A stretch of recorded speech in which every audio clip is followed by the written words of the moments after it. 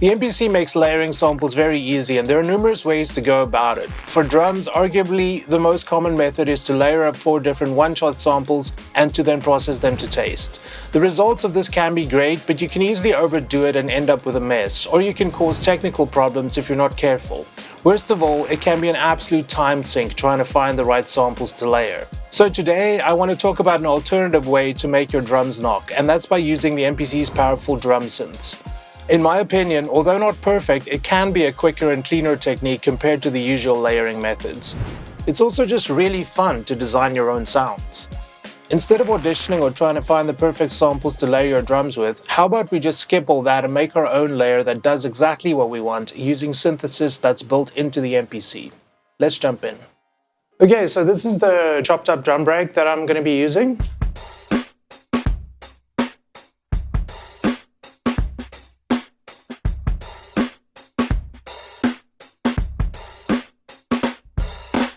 So it's just a simple little break, and it sounds fine like it is, but we want to beef it up a little bit. So what we're going to do is we're going to create a new plugin program on track 2, and then we're going to go to select, let's start with the snare. So instead of going to the plugins, you just go to the drum plugins over here, and then you go to the snare, Drum Synth snare. And then let's stay organized, so let's name the track and the program. Okay, so then we press Program Edit to get to the UI. I'm not going to go super in depth of the instrument, but I mean, it's self-explanatory for the most part. You've basically got 7 models, basically like kick templates that you can use. And you can set it to be chromatic, as in it'll play melodically. See, the sound is pitched. We do not want that because we're just making a layer. So we're going to disable chromatic. So doesn't matter which pad we press, it's going to give us the same sound. And then on top of that, depending on what model you choose, these kind of parameters are going to change depending on the sound. So I'm not going to go into all of them. You also get 4 effects: a transient shaper, a distortion, an EQ, and a compressor. We access them by tapping the bottom of the menu there. And then there's the EQ and the compressor. But we're going to be on the main menu for now. And what we're going to do now is we're going to actually program the snare to have the MIDI so that we can go from there. So for that, let's just go to the grid view. We're just going to record the main hits for our layer. So record, play, start.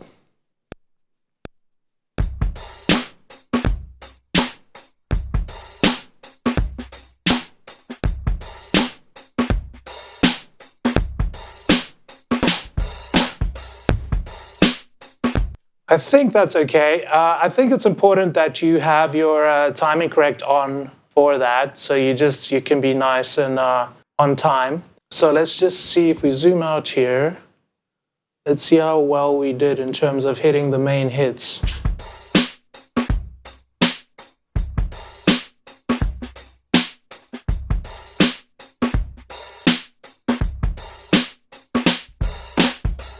Yeah, I think that's cool. The thing is, you don't want to hit every single snare. So the ghost notes we ignore and just go for the big downbeat hits. So go back to Program Edit so we get to the UI. And now what we're going to do is we're going to go through these models and see which one kind of fits best with our break and in terms of what we want. So I'm going to loop it and then just flick through these to see what's going to be the best template.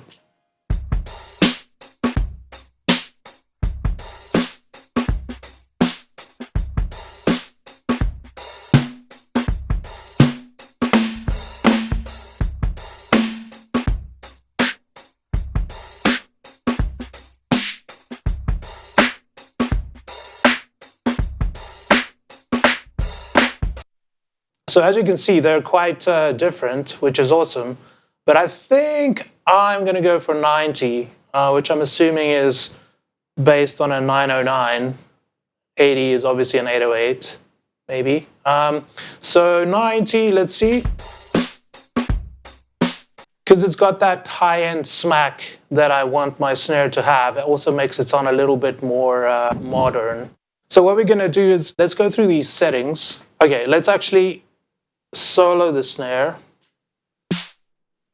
so we can hear what we're doing. So obviously the tune, just change the tuning. Body.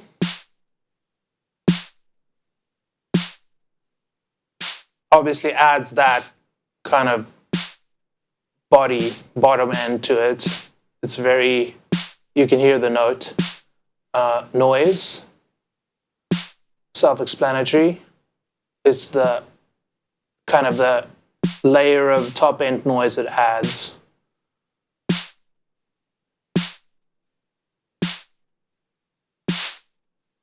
So obviously this is how much the white noise is held with each note, how long it plays for. So like long, and this is snappier.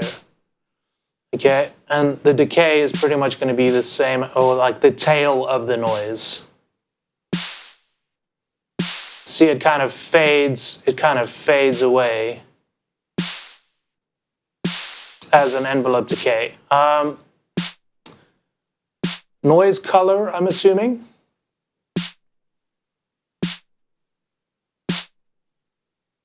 Oh, that's cool. So you're basically just EQing your noise, so how bright it is. Lots of top end. Let's make that a bit more obvious. And then here, it's going to be a bit darker. Noise loose. Let's see what that does. I'm actually not sure.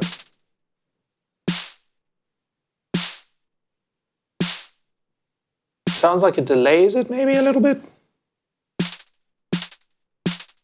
Okay, well, let's do like 20 of that. Okay, and then stereo is obviously just the stereo spread of this sound. So this is going to be very stereo, and this is going to be mono.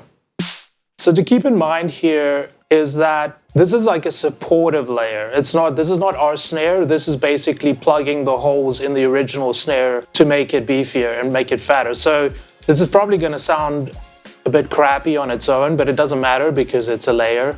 Also to keep in mind is a lot of this, I can already see this is going to be very bright. And what we want is we want this layer to have the same kind of perspective as the snare. We want it to sound the same as the snare, as part of the snare. We kind of like trying to blend this into the drum break. We're not trying to just smack a random layer on top of it. If you're finding this video helpful, I'd really appreciate it if you could like this video and subscribe, as I'm trying to build the channel into something more significant. I have a whole bunch of other MPC and sampler videos in the works, so I hope to see you around. Let's just start fiddling and see what we can do.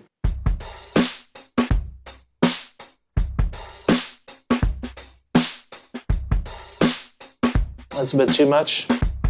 Also, with these, it's always good with any of these parameters to overdo it and then roll it back until it sounds right, if that makes sense.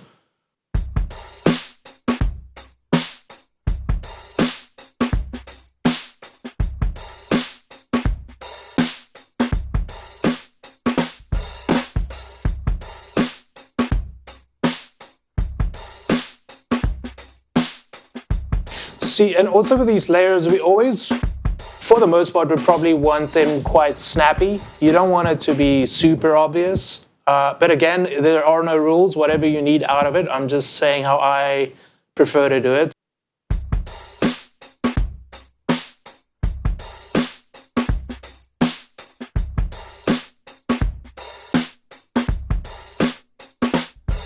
See, so the color here, we're going to kind of dial back so we put it in perspective with the rest of the drum kit. And like, obviously here you can hear it's punching out way too much in the high end. So we're going to roll back that EQ a little bit.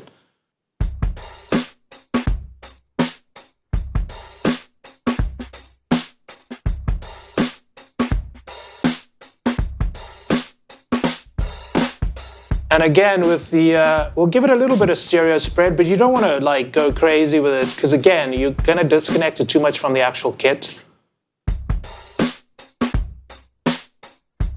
think 25 is okay for now. So this is basically a good starting point. It's adding a bit of presence and punch.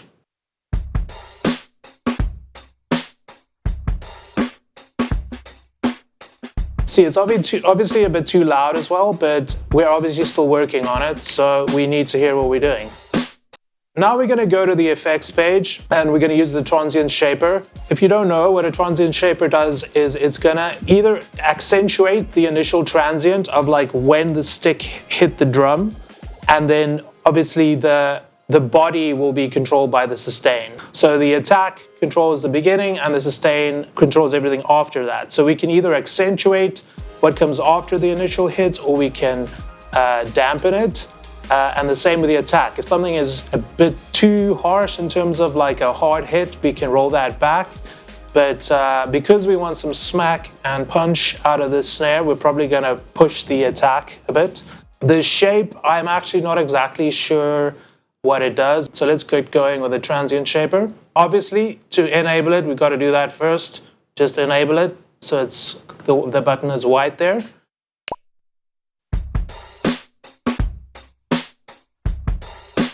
That already makes a nice difference, like it adds a bit of smack. And again, we want it to be quite snappy, so we might roll back some of the sustain. Let's see.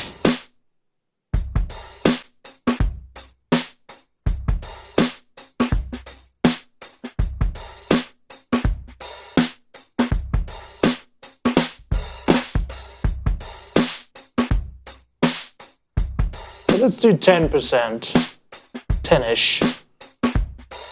Okay, so now let's move on to the distortion unit. This thing is pretty aggressive and it's going to be adding a lot of high-end harmonics. Also, by default, the mix is on 0. So even if you enable it, which we'll do, there we go, we're not going to hear anything. So what we'll do is we'll feed it in slowly using the mix knob.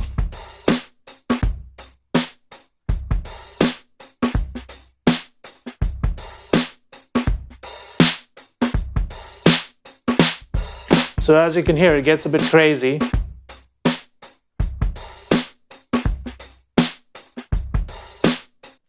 It's adding a bit of fatness, which is nice. We can probably roll it back a little bit more.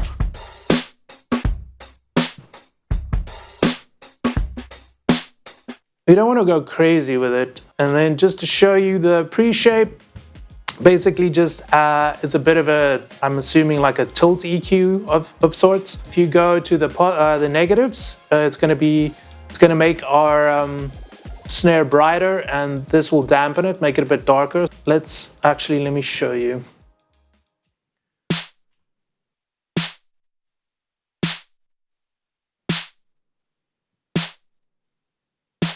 See, so there it sounds further away or darker.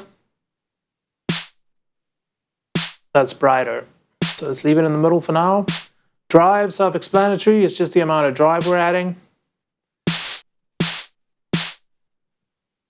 Again, let's keep it in the middle, 15-ish. Threshold, I'm not exactly sure what this does. I'm assuming it's like a compressor where it's, if it reaches this threshold, that's when it triggers the effect. I will double check the manual and put something on the screen now, but I'm not sure if we're going to be able to hear it.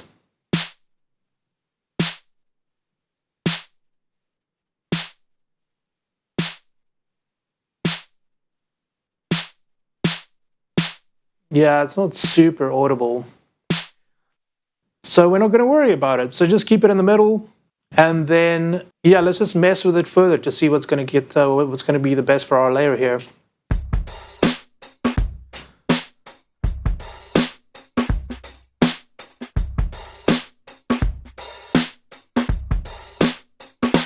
Like, I feel it's a bit too bright, so we got to push it back a little bit. Let's see what the pre-shape does.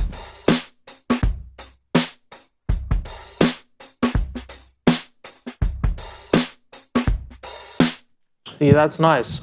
So we just killed a little bit of the highs. I don't think we actually even need to use this high cut filter that they gave us, because I think they know, obviously, when you push this thing, it's going to add so much high end. So they gave us the option to use the high cut for that. I don't feel we need it. We're not going mega crazy with this, but it's there if you need it. And I'm pretty happy with what we have so far.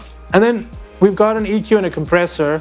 I don't normally use these, to be honest, but you obviously can if you want to. They're completely self-explanatory at the same time. So if you want to do some final shaping, you can use this EQ and compressor. I don't think with all the other parameters they give us access to in terms of shaping the initial sound frequency-wise, if you kind of do that in a measured way, you might not need the EQ really. Maybe what we can do is we'll roll off a bit of the lows. The snare doesn't need anything under 50, so let's just kill some of that unnecessary bottom end, and that we can do quite aggressively, so just cut below 50 basically. Oh, and again, we have to enable it first. So there's not much low end in this anyway, so it's not gonna, we're gonna hear that EQ really, but it's good to know that we're killing whatever is there.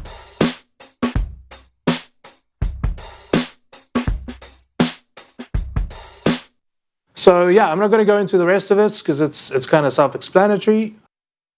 And then again, now we've got our basic kind of final sound.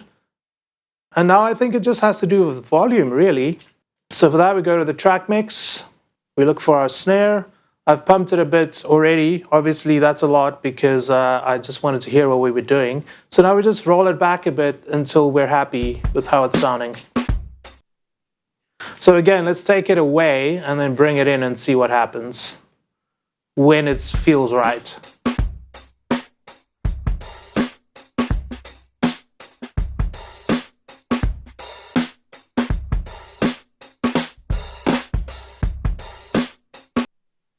I actually feel like 0 dB was pretty good. You want to hear it, but not super obvious, and then when you take it away, you definitely should hear the difference. So let's test that.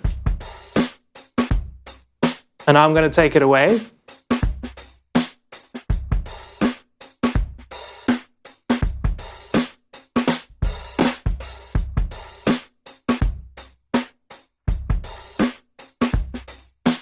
So yeah, that's a very nice layer. And then it's very quick. You can obviously spend a lot more time of it if you want to get it perfect or whatever, but for illustrative purposes, I think this is pretty cool. I didn't want this video to be too long, but I did a kick drum layer as well. I followed the exact same steps as described with the snare, only difference is that I used the kick drum synth.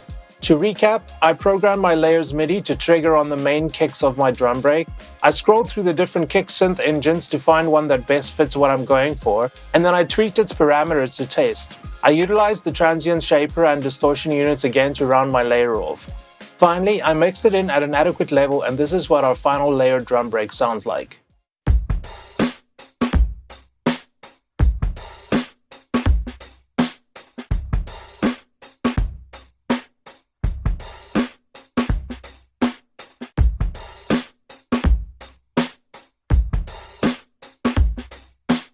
If you want to try a really fun experimental sample chopping technique, be sure to check this video out next if you haven't already. If you have any drum synth layering questions, please drop them in the comments. Until next time, tot ziens!